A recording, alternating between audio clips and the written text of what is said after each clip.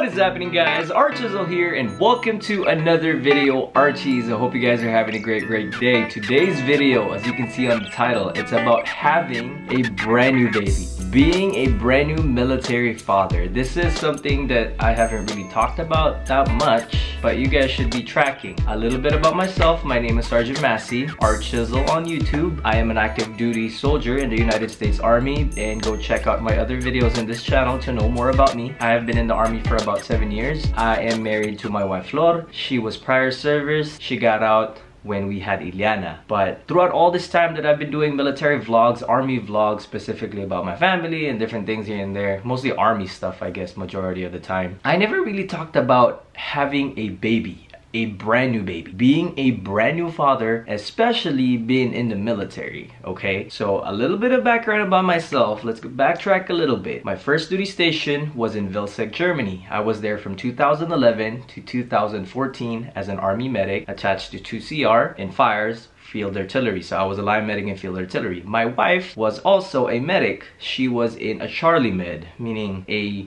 unit that's full of 6 to 8 series soldiers. But we were in the same unit, but our barracks and our units were about 5 to 10 minutes apart, walking distance. So it's super close, nothing crazy, and we always see each other. And we weren't married the first time we got there. Also, I met her in medic school, but we didn't get married over there. We just got lucky to get stationed in the same base in Germany. Honestly, not gonna lie, flat out, I'm not good at talking to females. I'm not good at interacting with anyone. I guess I'm a little bit antisocial or weird in person. Let me know if you've met me in real life or actually know me in real life. Most YouTubers are weird in real life. We just like making videos, and we're more upbeat and open when it comes to, you know, anything when it's on YouTube, or if there's like a camera like right in our face right here, right now, bam. So being a brand new father, I was a private overseas. We had one vehicle. We worked crazy hours. Honestly, initial impressions when I found out that I was gonna be a dad was, damn, this is it. It's game over, dude. Like, a brand new private in the Army, less than 2 months, 3 months in after AIT, and I am gonna be a father. Like, I'm expecting a dad. I'm gonna tell you guys this. Some of you guys probably have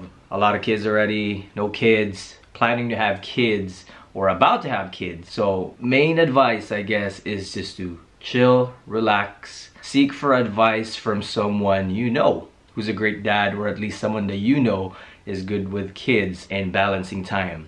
Talk to your dad, talk to your grandpa, talk to your co-worker who's really proficient and who's really experienced with taking care of kids and all of that, because I know that's the most daunting thing when you find out that you're gonna be a dad, especially when you're not ready financially, it was kind of like my situation when I found out that I was gonna have a baby. So this is my schedule, and it's pretty similar to Flor's schedule, okay? So active duty, US Army, as a medic, it depends on what your MOS is and where you're stationed. So this is how our day starts. We wake up about 4:04 or 04:30 in the morning because we had to prepare Ileana's diaper bag, milk, because she was gonna get dropped off at CDC. CDC, I forgot what it stands for. It's basically daycare for kids on post. Sometimes they have it off post also, but we were overseas in Germany, so we opt in for on post. So we would drop her off super early, getting prepared 04, 04:30, that's wake up. We should be out of the door from our on post housing, I'd say around 5. Because remember, there's other soldiers in the base. There's other dual military folks on base with more than one kid. So you have to be up there early to drop off your kid, sign in, and make sure everything's good to go, because you just don't want to drop off your kid and just, you know, just here you go. You got to be prepared when in terms of like supplies, food, what needs to be signed, allergies, or whatever's new, what's happening with your child. So once we drop her off around 5 or 5:30, we go head on to our own respective units. Remember, formation for PT is 6:30. 6:30 is fall in. I don't know about you, but I like going to an appointment or a formation or anywhere that I have to be at least 15 or 30 minutes before. I'm a very punctual person, if you will.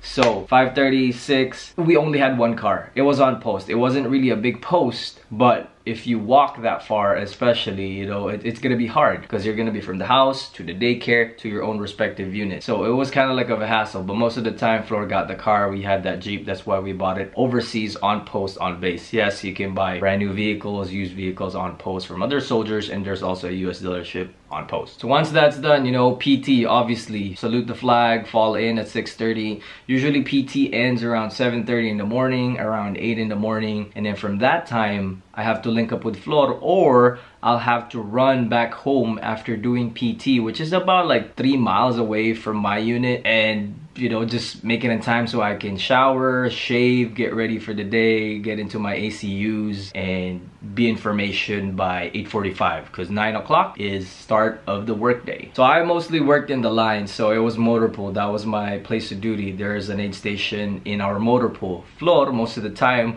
was in her troop, and half of the time I think she was in the TMC, the Troop Medical Clinic. So it's the clinic on post that sees other military members. So that's our place of duty. We all have our own respective place of duties. Before 09, we have to be there. So during this time, you know, the last time we saw our daughter was drop off around, you know, before PT, like 5:30. So we work from 9 to 11:30, and then 11:30 usually is chow. Okay, for Flor's side, if she has a patient by 11:20 or close to 11:30, that patient needs to get seen, and she can't hand off any patients because she's helping her provider, and that patient might even be there until like 12:30, so it's gonna go over her lunch. But she has the vehicle, she has the car. I can't really walk from my place of duty to the CDC and then back without a vehicle, because that's gonna take forever. So during lunchtime, we did our own thing. She would bring food, or the DFAC, the dining facility, super close to her clinic, so she can just walk, eat with her battle buddies, and go back to work. So she basically takes a super short lunch, because that's what you have to do, especially if you have patients. Unless you're good at scheduling your patients and wrapping up what needs to get done, and then so you have a full hour and a half for your lunch. But she has to go back by 1300. Same thing with me. I have time to go to the DFAC or bring food or whatever. Sometimes we link up for lunch, but there's not really enough time to link up and then drive to the CDC, to the daycare, to see our child. So fast forward, it's 1300. Carry on with whatever we have to do. She has more patients, I have motor pool stuff, aid station stuff. Sometimes we go to the range, sometimes we go to the field. So every time someone goes to the range or to the field or training, or sometimes I give classes, they need medical assets, medical support. So we teach CLS, we're always on watch if someone gets hurt and all of that, and our FLA and our MEV. So we barely interact and see each other. And then usually she gets off around 16:30 to 1700. I usually get off a little later than that because of end of day formation, because it's an actual troop, or it's an actual battery or company, whatever you want to call it. Mine was a battery because it was artillery. You know, the usual thing: first sergeant, platoon sergeant, squad leader, and team leader has to release you before you're good to go about and do your day, whatever is left of it. So we usually link up around 17:30 to 1800. So that's 5:30 p.m., 6 p.m. in the civilian side. And then we go to the CDC. But we gotta make sure that we make it on time, because if we pass a certain time, I can't remember for the love of God, I think it's past 1800 or anything past 1830, every minute will add up and it will cost a lot, and you don't want to go over your time, and you have to pick up your child before that time, because if not, they're going to charge you a lot and your unit is going to know about it. But then again, your unit should be tracking that you have to go and pick up your child if no one's available. So we wake up 4 in the morning and we don't even see our child till like late,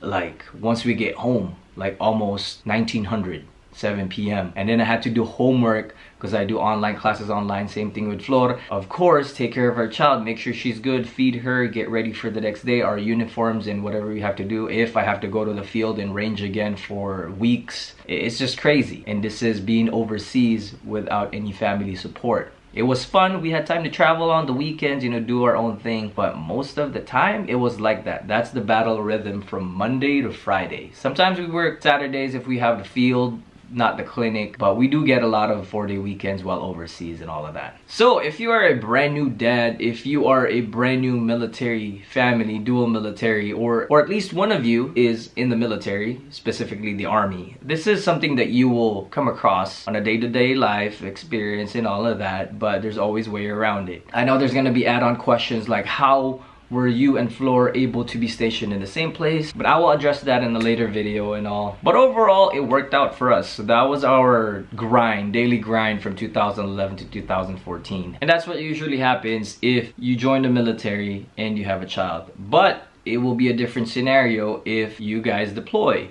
Let's say the husband deploys, the wife deploys, or both of you deploy. There's certain things that has to be fixed, things that has to be settled before someone deploys, you know, because they can't really deploy both service members because someone needs to take care of the baby, and that's when the family care plan kicks in, which I don't really want to go in detail because it's very specific and I don't want to give you wrong information. But main point is they can't deploy both if no one's gonna take care of the child. So there's a lot of paperwork involved with that, and everything has to be straight because a child's life is really important. That's it today for this video. I just wanted to speak to you guys and talk about my experience because I've been having a lot of comments and questions about that thing, like how was your life having a child in the military, in the army? Post away in the comment section below if you have more, and I believe I didn't cover a lot of stuff, but I know you guys have a lot of follow-up questions. Hit that thumbs up to help the channel grow. Support your boy ARCHIEzzle. I will be back better than ever, more consistent. Thank you guys for watching. ARCHIEzzle out.